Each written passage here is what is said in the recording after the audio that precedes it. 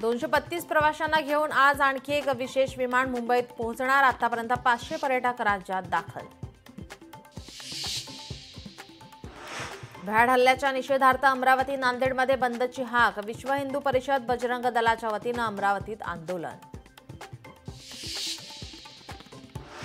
सिंधू जल कराराबाबत आज अमित शहा यांच्या निवासस्थानी बैठक। बैठकीला अनेक वरिष्ठ केंद्रीय मंत्री राहणार उपस्थित।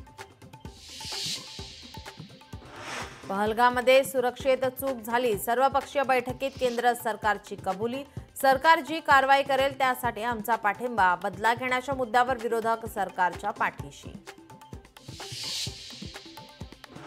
आता धर्म आणि अधर्माची लढाई सुरू। रावणाला सुधारण्याची संधी देऊनही परिणाम न झाल्याने प्रभू रामाकडून त्याचा वध। सरसंघचालक मोहन भागवतांचं वक्तव्य। पाकिस्तानचा भारतासोबत सुरू असलेला व्यापार बंद। भारतानं दणका दिल्यावर पाकिस्तानचा निर्णय।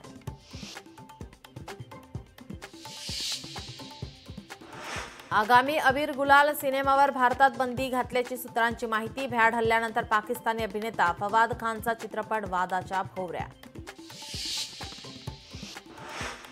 आज रात्रीपासून एल्फिस्टन पूल बंद होणार। पुढील 20 महिने पूल बंद राहणार। MMRDA नवा पूल बांधणार।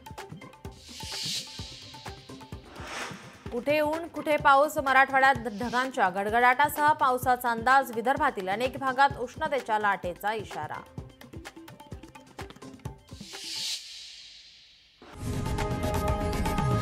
लोकशाही मराठी ऐका, पहा, जागरूक रहा।